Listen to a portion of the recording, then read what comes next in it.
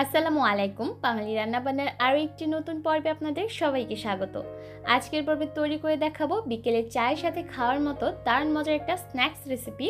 আশা করছি বরাবরের মতো আমার আজকের রেসিপিটাও আপনাদের কাছে ভালো লাগবে।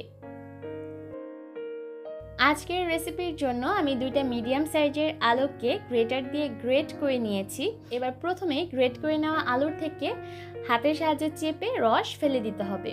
এতে করে নাস্তাগুলো বানানোর পর অনেকটা মুচমুচে হবে আর এই মুচমুচে ভাব অনেকক্ষণ পর্যন্ত বজায় থাকবে। সম্পূর্ণ আলুর থেকে যখন রস বের করে নেওয়া হয়ে যাবে তখন আমি আলুগুলোকে একটা বাটিতে নিয়ে নিয়েছি আর এর মধ্যে দিয়ে দিয়েছি 1/3 কাপ পেঁয়াজ কুচি, সেই সাথে কাঁচামরিচ কুচি দিয়ে দিলাম 1 চা চামচ লাল মরিচের গুঁড়া, 1 চা চামচ দিয়ে দিলাম চাট মশলা, আদা রসুন বাটা দিয়ে দিলাম আধা চা চামচ, স্বাদ অনুযায়ী দিয়ে দিলাম লবণ, আধা চা চামচ দিলাম জিরার গুঁড়া, 1 ফালি লেবুর রস চেপে দিয়ে দিলাম। এবার সবকিছুকে একসাথে ভালোভাবে মাখিয়ে নিচ্ছি। খেয়াল রাখতে হবে যাতে সম্পূর্ণ মশলাটাই আলুর সাথে মিশে যায়। আর এভাবে করে একটু কচলে মাখিয়ে নিচ্ছি, এতে করে পেঁয়াজগুলো একটু ভেঙে ভেঙে যাবে আর সবকিছু একসাথে ভালোভাবে মিশেও যাবে। এর মধ্যে কিন্তু মিশ্রণটা রেডি, কিন্তু এই মিশ্রণটা যদি আমরা ভাজতে যাই সেক্ষেত্রে কিন্তু মিশ্রণটা তেলে ছাড়ার সাথে সাথেই ভেঙে যাবে। তাই এর মধ্যে বাইন্ডিংয়ের জন্য আমরা ব্যবহার করব ময়দা। আমাদের উদ্দেশ্য হচ্ছে আলুর মধ্যে একটা বাইন্ডিংয়ের সৃষ্টি করা, যাতে করে এই পাকোড়াগুলো ভাজার সময় ভেঙে না যায়।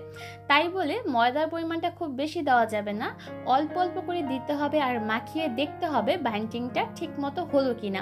আর যখনই দেখবেন আলুর মিশ্রণটা এভাবে করে মুঠো করা যাচ্ছে তখনই কিন্তু ময়দা মেশানো বন্ধ করতে হবে।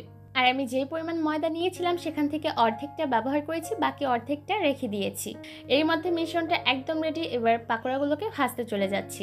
ভাজার জন্য চুলায় পর্যাপ্ত পরিমাণ তেল খুব ভালোভাবে গরম করে নিয়েছি। এবার হাতের মধ্যে আলুর মিশ্রণ নিয়ে এভাবে করে দিয়ে দিচ্ছি। আর পাকোড়াগুলো তেলে ছাড়ার সাথে সাথেই নাড়তে যাবেন না, এতে করে পাকোড়াগুলো ভেঙে যেতে পারে। কিছুটা সময় ভেজে নিয়ে তারপর এগুলোকে উল্টে পাল্টে ভেজে নিতে হবে।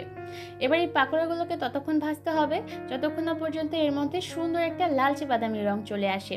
আর শুরু থেকে শেষ পর্যন্ত আমি চুলার আঁচ মিডিয়াম হিটে রেখেছি। এর মধ্যে কিন্তু পাকোড়াগুলো খুব সুন্দর একটা রং চলে এসেছে। আর এই এক ব্যাচ পাকোড়া ভেজে নিতে আমার 7 থেকে 8 মিনিটের মতো সময় লেগেছে। এবার পাকোড়াগুলোকে চুলা থেকে নামিয়ে নিব আর একইভাবে সবগুলো পাকোড়া ভেজে নিব। তৈরি করা একদমই সহজ আর খেতেও কিন্তু দারুণ মজার হয়ে থাকে। চাইলে আপনারা টি টাইম স্ন্যাক্স হিসেবে রেসিপিটা তৈরি করতে পারেন, দেখবেন ছোট বড় সকলের কাছেই ভালো লাগবে। আজকের মতো এখানেই বিদায় নিব। সবাই অনেক ভালো থাকবেন। আল্লাহ হাফেজ।